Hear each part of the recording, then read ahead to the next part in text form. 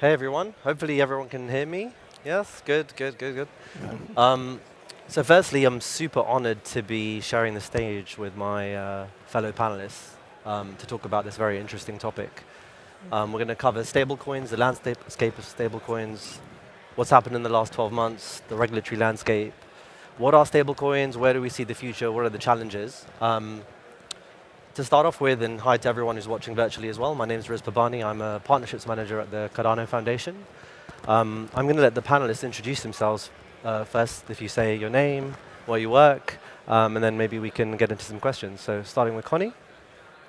Hi, everyone. My name is Connie Bloom. I am the co-founder and managing director of Mesh.Trade. So where we fit into the world of blockchain and decentralization is that we run a multi-sided platform that is tokenizing, selling primary and secondary market settlements and lifecycle management of financial assets mostly. Hi, I'm Matt Ploman. I'm one of the founders of the Mihen stablecoin project. We're building USDM on Cardano. It is a stablecoin that's built much like USDC in a regulatory capacity where it's backed one-to-one by US dollars in a reserve account. And the Oracle, the Charlie 3 Oracle, has a direct feed to the reserves and reports them every day on chain. So we can be the most transparent, most assured fiat-backed stablecoin that there is. Amazing, is that good? No. No. Mic check. Did you turn it off when you sat down? How do I turn it on? I'm not sure. Can't. Is that good? Okay, No. that's good. That's good. I hear myself. We've got help.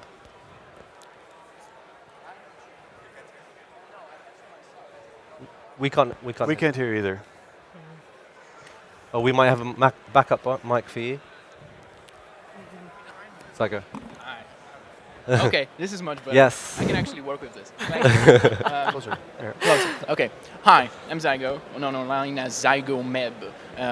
Here representing mostly Optim Finance on Cardano. The project has seen quite a lot of success so far. We have created mostly lending and borrowing for quite a unique feature of Cardano, staking rights. And we're looking into expanding ourselves into more of a yield product type of project. That's it. Thank you. Awesome, thank you. So, stablecoins. Some of us have heard of them. You know what they are. You might have heard of USDC, USDT, and all the different chains they're on. But maybe it's good to start with explaining exactly what is a stablecoin.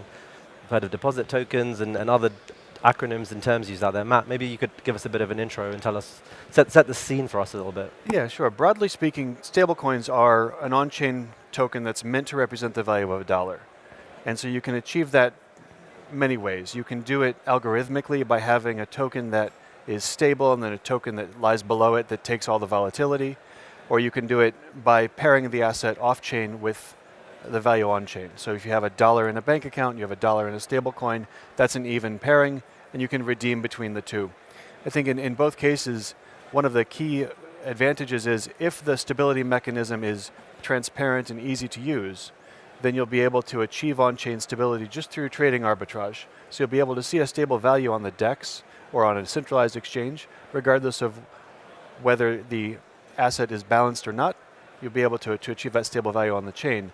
That's useful in a lot of ways because if you're doing tax planning or if you're doing some sort of payments to individuals who live maybe outside of an area where you can send your bank deposits, then you'll be able to send them stable coins, you can engage in payments, you can engage in a lot of real-world services and functions by using stable coins. You can also engage them in trading pairs. If you'd imagine, a lot of Cardano projects are heavily dependent on the adoption of the Cardano blockchain. And so if their token is traded versus ADA, that's doubling the volatility because they already have operational exposure to Cardano. Not only do they have that, but they also have their token exchange versus ADA, so they double their risk, or really square the risk. Stablecoins take that end of it out. Yeah, yeah, and maybe building on from that. So we have the fiat back, we have the algorithmic ones, but maybe Connie, if you could go into and I think Matt started touching on it, but who are the main users of a stablecoin? Do you see them as kind of developers, consumers, or businesses? Why do we need them? I think stablecoins is one of the loveliest assets that we have in the blockchain community because it basically serves everyone. The secret sauce around a stablecoin is that it brings in liquidity into any market. So whether you're actually using it to develop and transact, to share value, to go into remittances, to base your NFT on. What is very interesting of the community that we serve and what we see is the impact of having a good quality stablecoin actually underlying your real world asset. Because your real world asset needs to be denominated in some form of value. And generally, this is where the TradFi and the DeFi world collide because you need to show in a good quality value, and generally that is dollar, what is something's value. So if I were to put it out into the market today and I sell it, what is that value? And now when the contractual world now meets the world of tokens, are you going to put $1 down there? Or are you going to see it's denominated in USDC? Or are you going to say it's denominated in USDT? Whatever you choose, there needs to be a stable show of value that you can actually transact on. And even if it's not a real world asset and it's a service, it's something to denominate that service or asset in. So the audience for stablecoin is actually as far as the sun can shine. So developers, investors, issuers of tokens, project runs, you name it, there will be a market for stablecoins. Amazing. And so we know they're ubiquitous, basically. Everyone's going to be using them everywhere. And I guess we probably have a lot of folks in the audience here that are run protocols or run businesses that are looking to come into Web3. Zygo, maybe could you talk a bit about what should they be thinking about when they're thinking about which stablecoin or how do I integrate a stablecoin?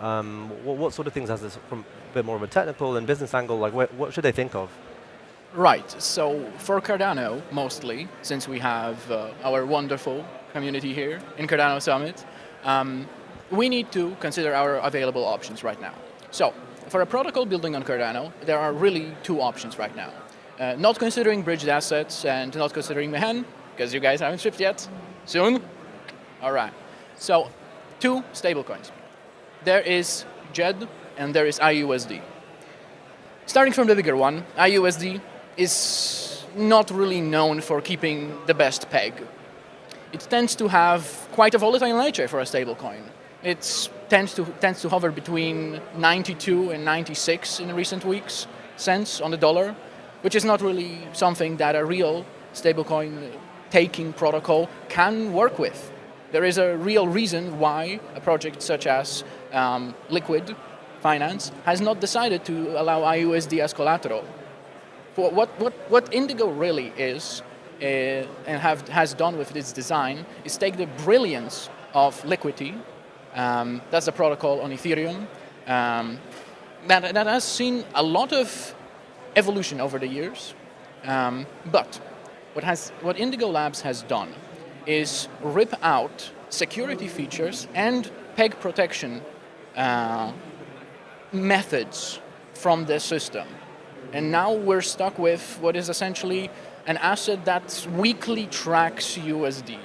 And as a stable coin, it fails to protect the lower peg, as I tend to refer to it. In contrast, JED, which is currently unable to be minted, and as such can't scale to large capital needs, and as such is extremely capital inefficient, it keeps its peg well enough. That is a good thing about JED. One good thing I can say about JED is that for a protocol, taking it and assuming that it to hold at least $1 worth of value is a pretty safe bet. At a contrast, it can go pretty much as high as it wants to in value. So there are pretty degenerate edge cases where JED could see going above $2 even, which is pretty amusing. So yeah, those guarantees on how much the peg can vary is ultimately the biggest consideration of the protocol willing to and looking at integrating with a stable coin. And secondly, how much can it scale? Yeah. And as I illustrated, both of these protocols fail in one or the other way. Yeah, so you want your stablecoin to be stable, yeah, noted, very good. Thank you.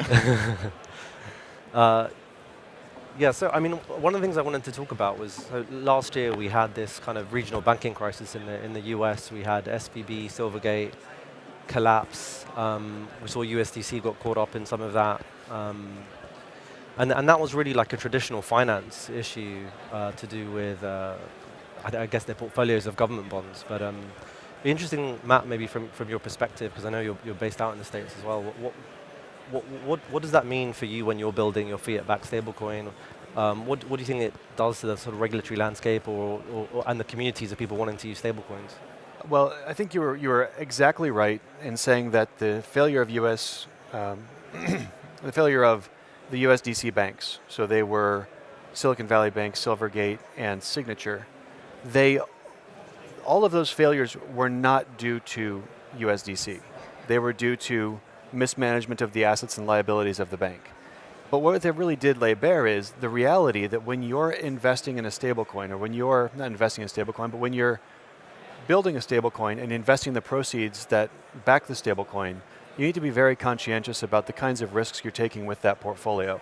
The one thing that USDC or Circle did with USDC that was wrong was they put way too much money in each of those banks. They put way too much cash in these various edge banks with an expectation that potentially they could get outflows. But they didn't necessarily expect that the bank itself would fail.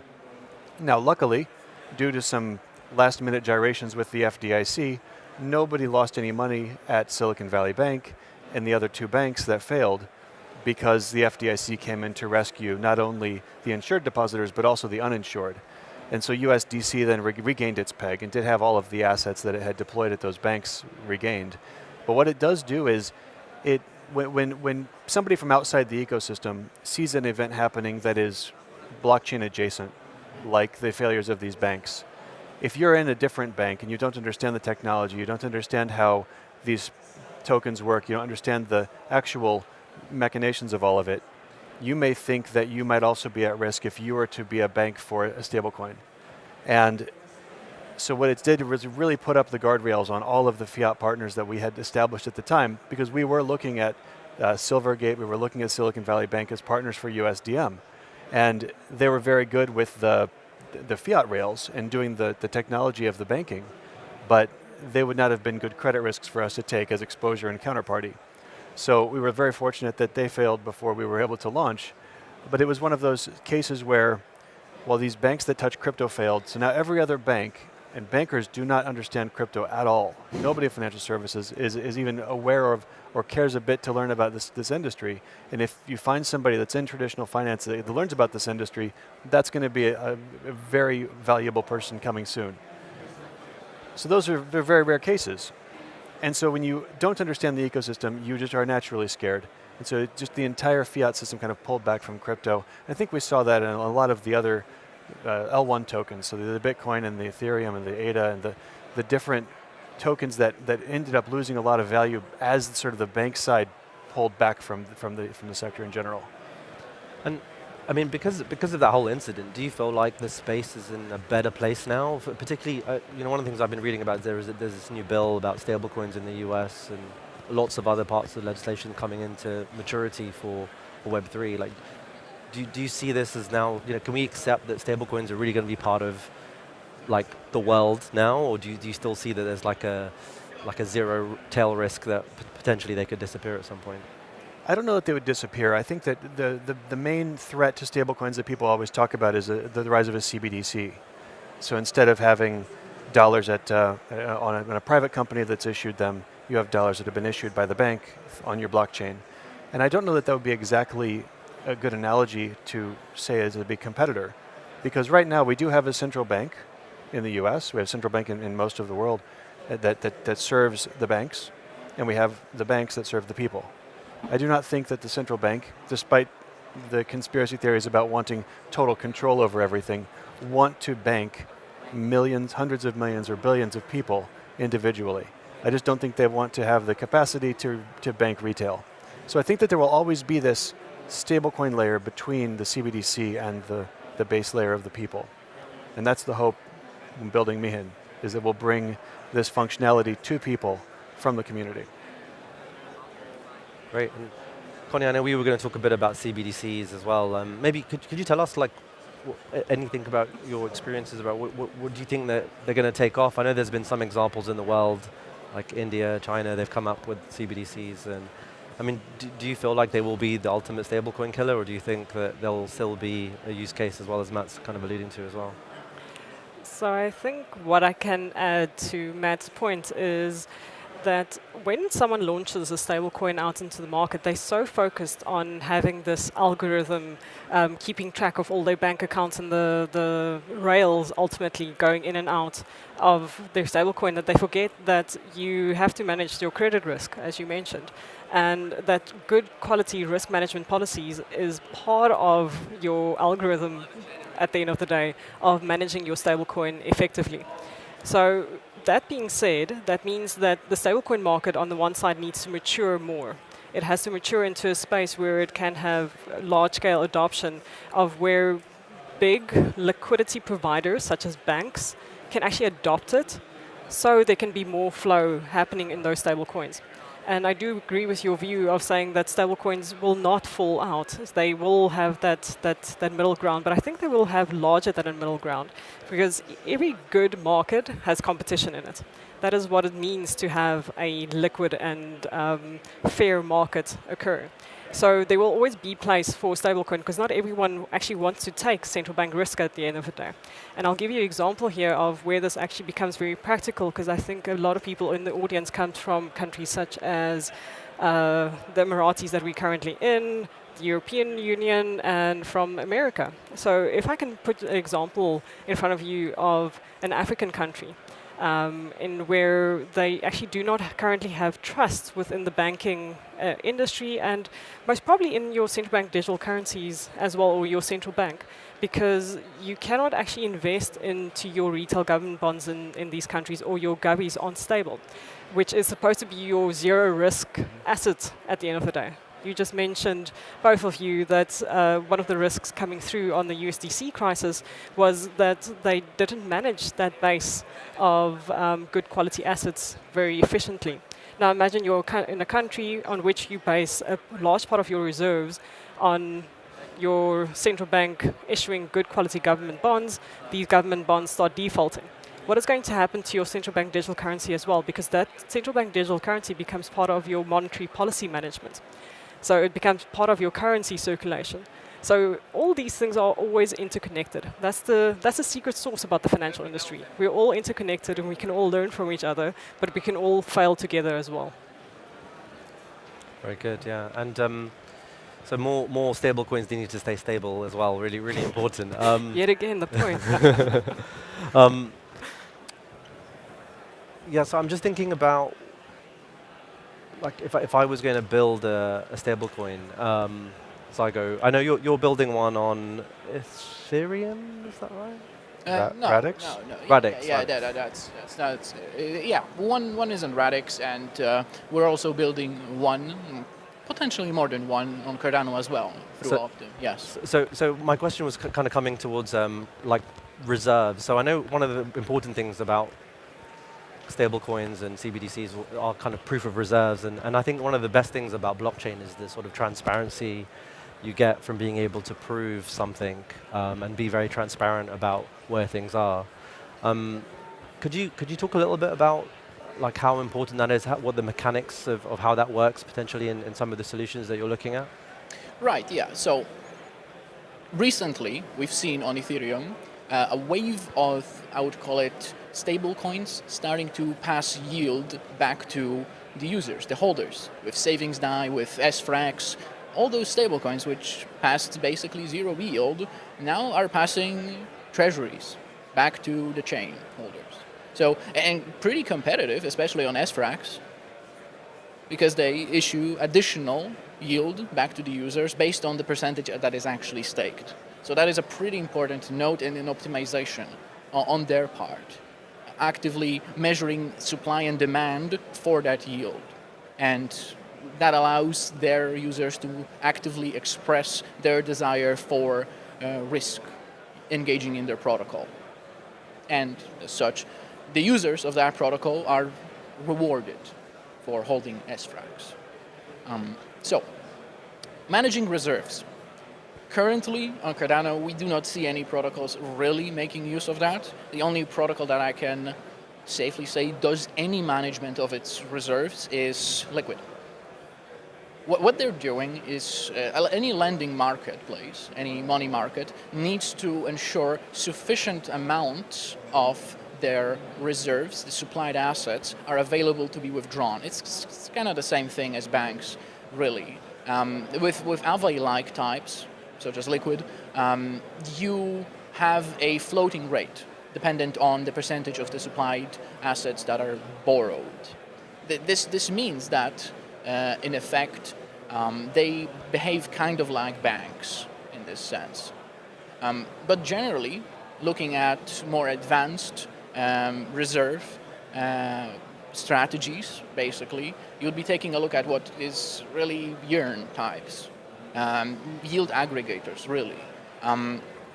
Their reserves need to be somehow allocated across the DeFi ecosystem in a transparent way, and in a way such that those strategies cannot be exploited by nature of those protocols being extremely open about what they're doing and extremely big in size.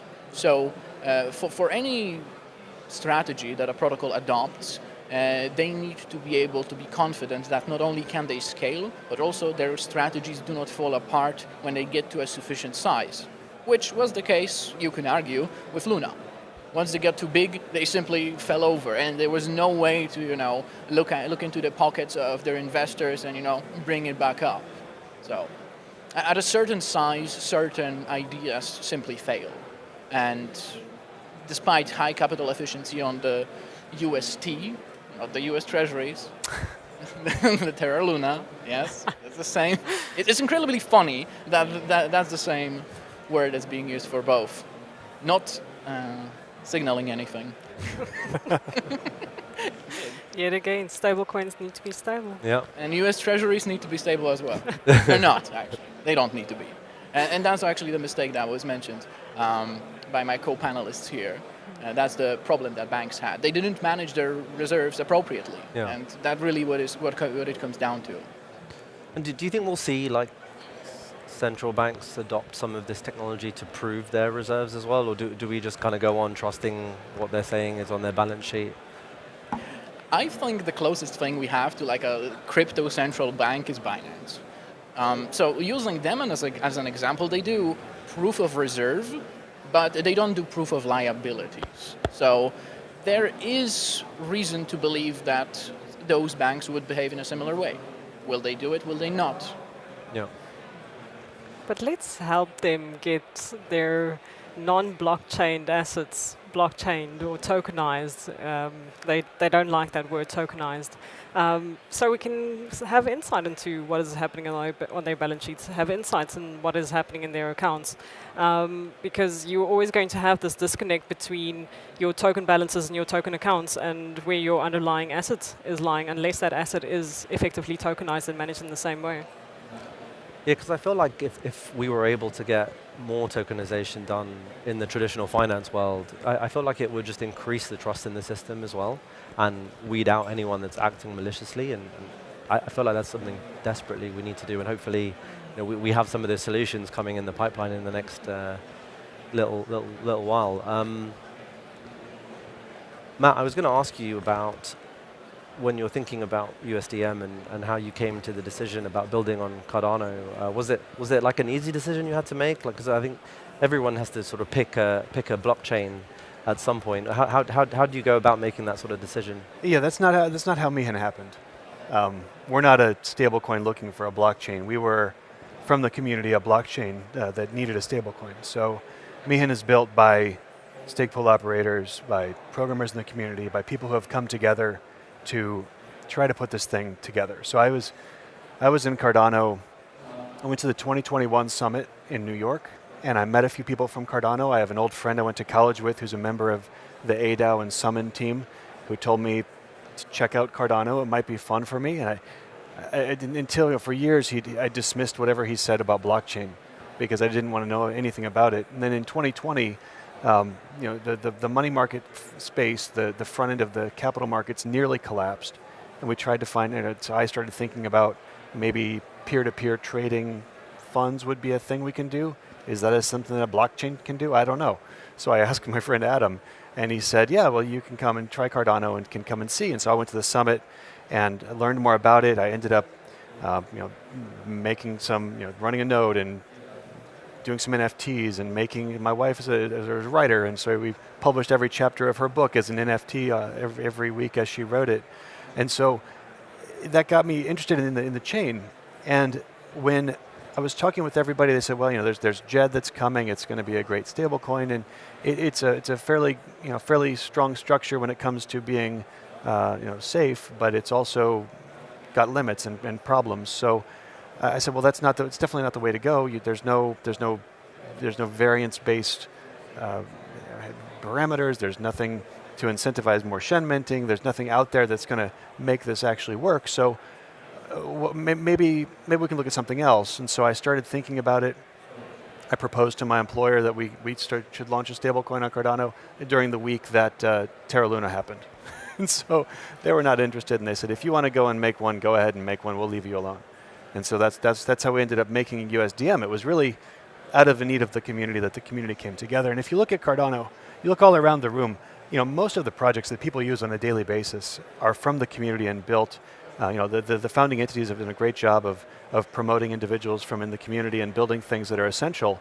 But when it comes to the things that you and I use every day on chain, they're all from the community. My Eternal wallet, my Vesper wallet, my Hosky token, my exchanges, my all of the JPEG store, InMaker, Charlie 3 Oracle, all of these things that come from the community tend to be great. And so I think that's really where Mihen is placing itself. That's where we've come from. Rather than just being a project looking for a blockchain, we are a blockchain that needed a stable coin. So this is where this is coming from. That's a beautiful answer. And I think you're absolutely right. I think the community is the way we're going to really drive the change in the world that we want to see, right? And I know we've got Connie here from Mesh, and you guys are building some amazing things as well. And Connie, maybe if you could talk a little bit about some of the things you're building, because I think it'd be great to also talk a bit about why stablecoins are important within that tokenization realm, because it's such a great use case as well, and it's really going to change, move the dial forward in the traditional world as well. Yes, so I think when you walk the room, there's going to be a lot of people that talk about platforms and marketplaces and exchanges. And when we started Mesh or Mesh.trade, we looked at what is going to be our unique selling proposition. Where are we going to fall into this market, and especially overlaying that with the complexities that is the capital and financial market. So when I looked at this market, there was 5 things that stood out for me. So firstly, it's asset creation. Secondly, it's the selling of those assets, so trading. Some people will go and they will spew a couple of big points here: primary, secondary market, auction, subscriptions, yes, all those things, they trade. Then we're looking at settlement, we're looking at ownership, and then the last thing is life cycle management. So all the assets that we are involved in are complex financial assets. So we're looking at anything from a bond to a preference share to a weird option butterfly structure. And we thought the blockchain community came up with weird names. Hey, the TradFi guys did it first. So we look at these assets and we issue them, we tokenize them, we sell it on our marketplace, we settle them on chain, and then everyone has ownership in their blockchain accounts, and then we serve them over their full life cycle. So as I alluded to at the start, all these assets that we put out into the market, they need to be denominated in something. They need to be valuated, but they don't need to be valuated just the once. They're not a currency. A currency gets its price from the FX kind of market or the daily trade value that's running. But a bond, a equity, and so forth gets priced in a slightly different way. Yes, there's supply and demand, but then there's the true or real value of those assets as well. So we denominate it in a currency. And this is where it gets interesting, because the traditional world of contracts could now collide with the world of smart contracts. And it's difficult to explain to someone that a smart contract is actually not a legal representation of that asset. And I'm sorry if I offended someone here. And yes, you can argue with me that you can maybe program everything that occurs into a smart contract. It's not true. When you start going into situations such as default, you cannot program in human agency as well. So this is where our worlds now start to collide, and we sell an asset in a stablecoin. We settle it, so delivery versus payment for stablecoin.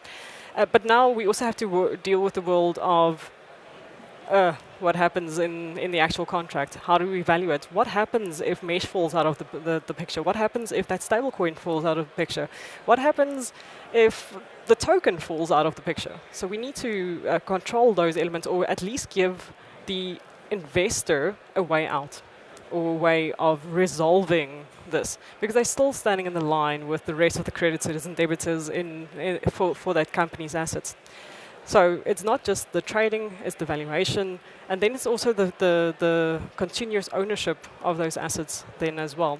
So let's say it does go outside the world of just a mesh. What happens if I still have a USD treasury bill, which is on a token now, but on mesh it trades in USDC? But if I bring it to the rest of the Cardano community, why can't it trade in your stablecoin? Still the same currency-backed stablecoin. So how can we make these worlds speak to each other? How can we still make these denominations speak to each other and these valuations speak to each other? And these are some of the core problems that we're looking at and thinking about.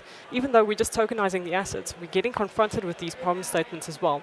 Because we're not just dealing with a bank and an asset manager, but we're dealing with everyone's money at the end of the day.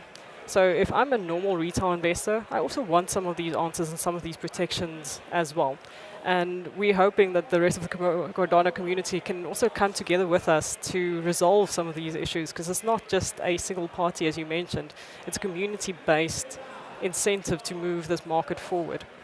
Absolutely, yeah. And I feel like we're going to be in this kind of hybrid area for a while, where you have this sort of traditional markets infrastructure with custodians and all the intermediaries they have for all sorts of securities.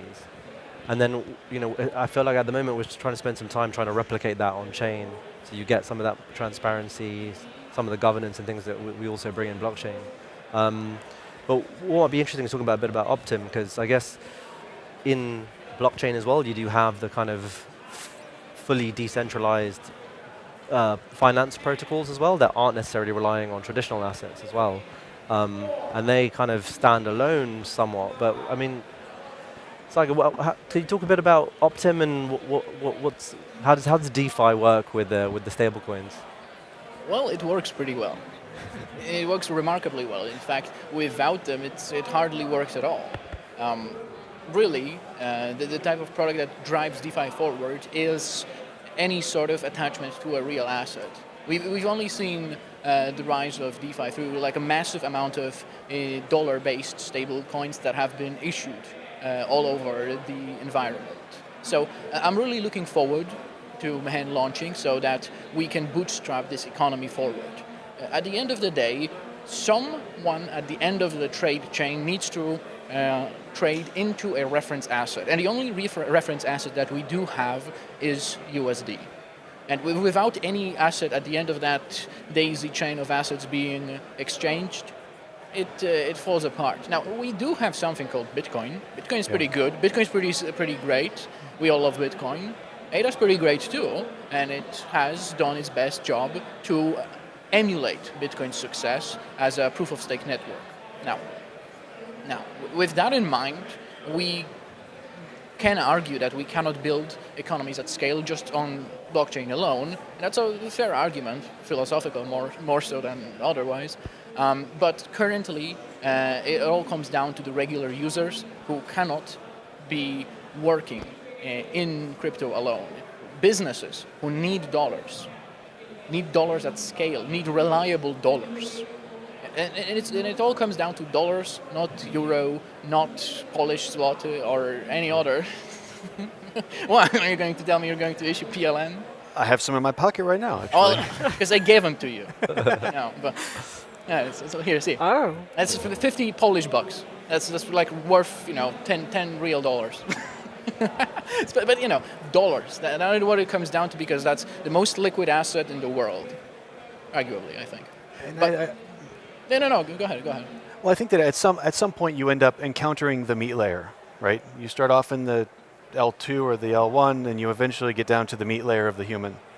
And you'll need to find a way to, if you're building a stablecoin, if you're building a real-world asset, if you're tokenizing anything that interacts with the meat layer, that you need to actually interact with the social layer as well, which includes the government, includes law, includes the regulations that encompass or that society has built. And so to the extent that we can maybe move away from that and into the blockchain world, we can have reference assets like Bitcoin.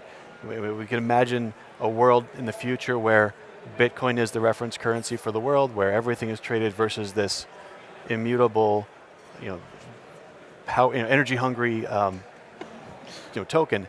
That's really the ultimate goal. But Yeah. Until we get there, we need to build up all the systems that are necessary between here and there.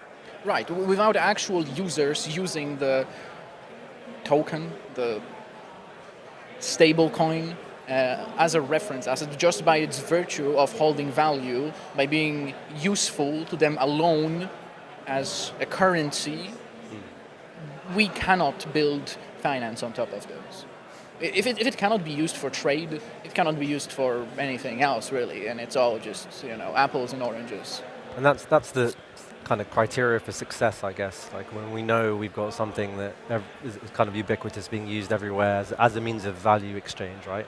I mean, maybe just because I know we only have a few minutes left, maybe if I could go to each of you and just ask, what do you see as kind of one of the one challenge each of the next period? So, like in terms of stablecoin adoption or how important they are. If you could talk a bit about what's a big challenge that we have to overcome to make this happen. Okay, I can go ahead since while we were talking about it. So a big challenge is making sure that the assets we create stablecoins of, which don't necessarily need to be real currencies. You can create a stablecoin of $1. You can create, that's actually a real one. But you can create a stablecoin of ADA. That's what we're going to be doing with Optim. It's stablecoin, follows the same principles. And we still need that ADA to be used as a reference asset for that token to be successful. Because then we can enhance the yield, we can do a lot of things with it. But without having a bigger market, without having a much bigger, more liquid market, any sort of stable coin will ultimately fail because it does not represent anything meaningful, real that it is attached to. You can even argue that the stable coin markets we have now will hit a natural limit at some point. So because they will no longer be referencing anything and will be a creature, an enigma unto itself that references itself as the value. So is your challenge the demand? Yeah. And that would be the CBDC sort of vision. Okay, now we're not referencing anything other than itself. Yeah. That is the real thing. Like ADA is a stable coin of ADA technically, issued by a programmatic system of algorithms and stake pools.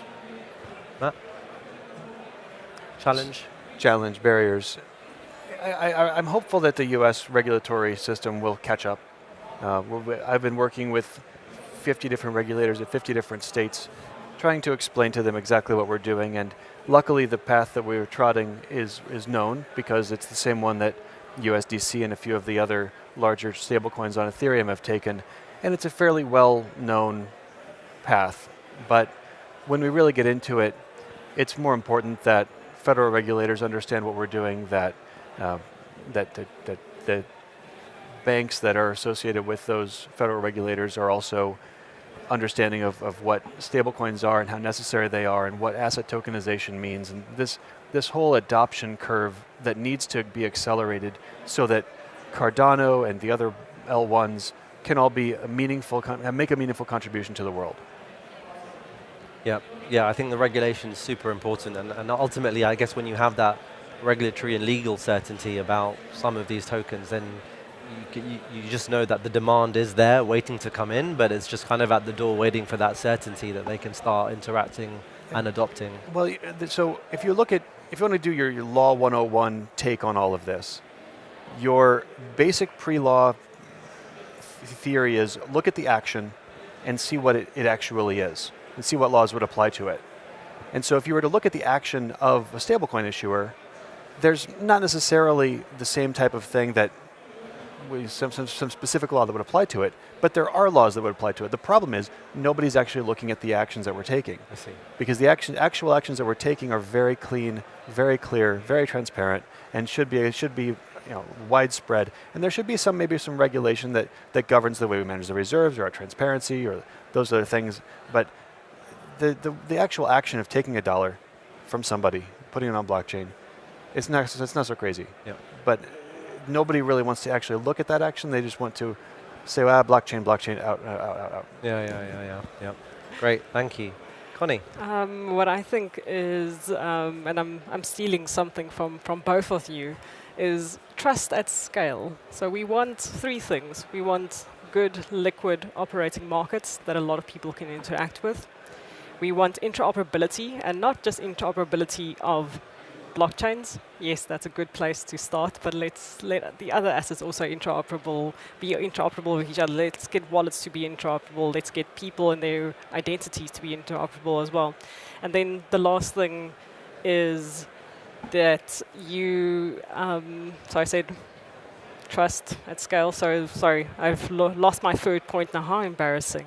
So we said regulations, liquidity, and then interoperability is the third point. So when liquidity starts bridging the gap between trust and interoperability, we're actually going to see markets that are starting to become dynamic, markets that are starting to flow, markets that we don't need to have a fight around what is the ultimate asset and what is the ultimate stablecoin, because we have pools of value being traded with each other. So unless we actually start working on that trusted scale and working at some of the problem statements that underpin the principle-based regulations that you just mentioned, we are not going to actually see this market becoming the dream that we're all sitting here with, hoping to become a reality.